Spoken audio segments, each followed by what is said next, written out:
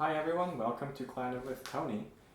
Today we are going to cover the A major scale. So A major includes A, which is thumb, 1, 2, 3, 1, 2.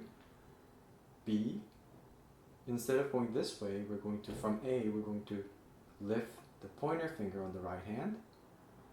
And then C sharp is doing a hot potato with this one, and the left hand pinky key, so B to C sharp, and then lifting both of these fingers, and this, so C sharp, D, so A, B, C sharp, D, E, F sharp, and at this point, you're going to realize that, oh, it's getting harder and harder to lift the clarinet up. So what you should do, instead of trying to hold on to the clarinet with your hands, you use your back muscle, and you're doing this basically. You're holding up the clarinet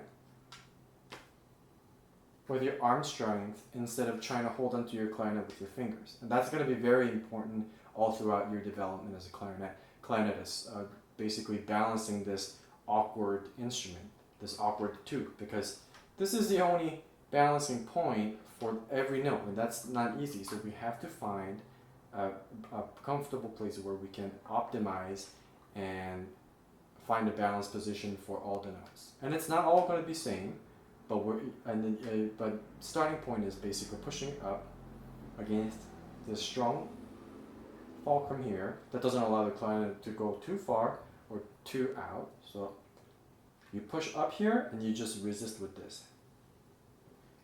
Okay, so we have so far A, B, C sharp, D, E, and then F sharp, thumb off. So this one, and that's it. And then you hinge like a door hinge to G sharp. And door hinge always goes back to the same place. So you don't have to worry about doing this, right? So F sharp, G sharp, A, and that's it. There's your A major scale. So when you're doing the hinge, be careful not to go G sharp, and then don't let the finger points guide you where you are. So as long as you're pointed always this way, you're fine. So F sharp, G sharp, A.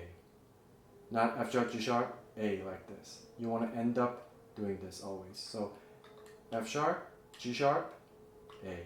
So A, B, C sharp, D, E, F sharp, G sharp, A.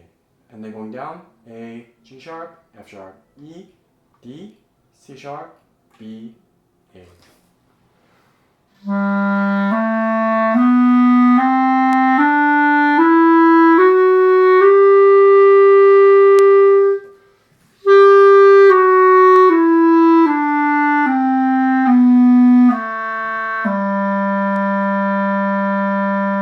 And then you're going to notice that as you lift more fingers up, the notes are going to want to escape from you. It's going to be a little wilder and wilder because we're losing resistance. So as we cover more holes on the clarinet, we're creating resistance by covering the holes. Okay, basically we're plugging the holes, and then when we're lifting the fingers, we're getting rid of those resistance. So we have to create the resistance from the inside, not here, but from the inside of your throat. And basically you're wanting to do E syllable this way. And I talk about this on a different video for extended technique, but I'm just going to briefly talk about this here, which is, so basically when you do E like this, just, alphabet E,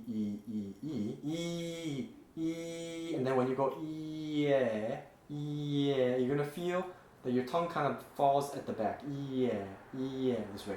So when you're playing the clarinet, you always want to be more or less in the E position, not the E position. When you're playing classical clarinet, of course.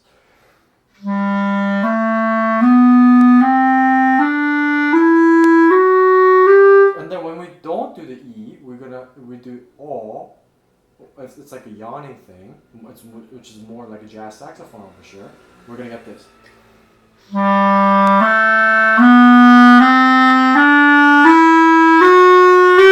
It's a louder sound, sound, but it's not the most pleasant sound. It's very abrasive. So we want to create a sound that's pleasant and even throughout the range.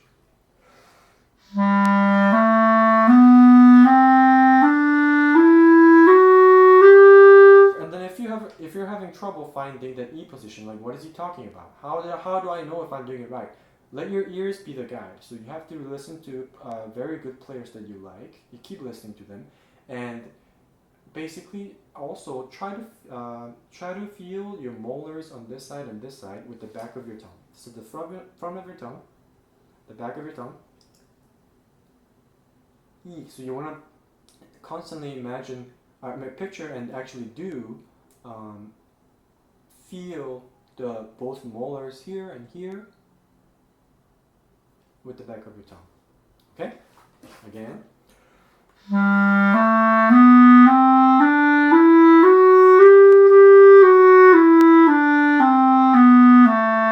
And then if I tongue.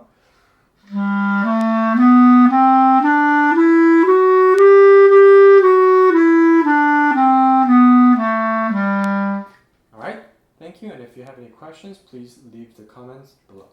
Thanks.